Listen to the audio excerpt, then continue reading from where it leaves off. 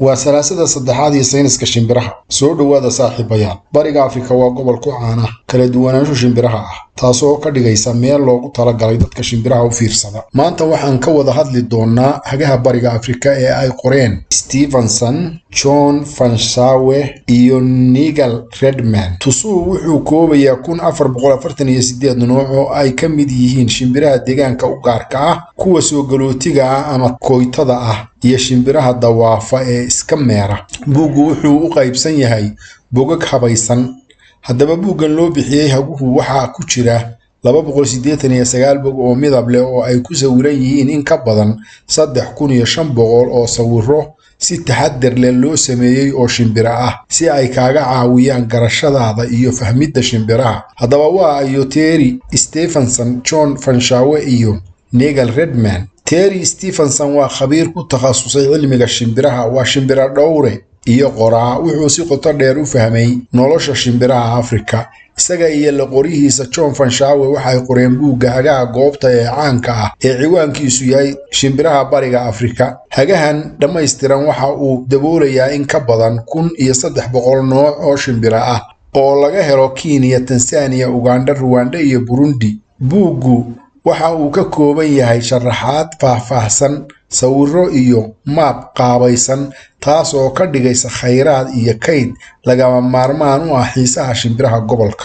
John Fanshawe isna sidoo kale wuxuu bartay oo ku takhasusay cilmiga shimbiraha wuxuuna la qoray Terry Stevenson buugga shimbiraha bariga Afrika khibradda uu u leeyahay aqoonta shimbiraha iyo habdhaqankooda ayaa si weyn wax u beeriyay cilmiga iyo aqoonta shimbiraha John uu u qabo shimbiraha iyo ilaalintooda ayaa ka soo murbaxay shaqadooda wada jirka ah. Nigel Redman sida oo kale Nigel Redman waa ciyaaryahan hore oo xirfadle u ahaa urur rugbiga oo ka tirsanaa England isboortiga wax weyn ayuu ku soo kordhiyay markii dambena waxa uu u wareegay doorka tababaranimada marka laga soo tago rugbiga Nigel aad buu u xiiseeyaa daawashada shimbiraha waxa uu degan yahay Northfall UK oo ah goobta ugu muhiimsan ee lagu daawado shimbiraha jacaylka uu shimbiraha u qabo ayaa dhaafsiisan sheeko wuxuuna ku dhaxlay aqoontiisa sidii hogaamiye aqoon leh shimbirood ah shimbirta ugu horeysa noocyada shimbiraha Soomaaliya ee gaadhaya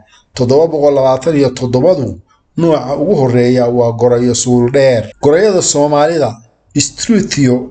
molopiphonas oo sidoo kale loo yaqaan gorayada qoorta buluuga ah waa shimbir aan duulin oo cajiib ah oo u gaar ah geeska Afrika waa kuwan xaqiiqooyin xiiso leh oo ku saabsan gorayadu asalka iyo dhalashada gorayada Soomaalida waxaa hore loogu tirin jiray qayb ka mid ah gorayada caadiga ah Struthio camaleos si kastaba ha ahaatee 2014 waxaa loo aqoonsaday inay tahay nooc ka duwan cadaymaha la helay waxay muujinayaan in gorayada Soomaalidu ay ka soocan tahay asliga ay wadaagaan gorayada caadiga ah ayna ka horeysay qiyaastii 3.6 ilaa 4.1 milyan oo sano waxay hidde ahaan ka duwan tahay noocyada gorayada deriska la ah sida gorayada waqooyiga Afrika SC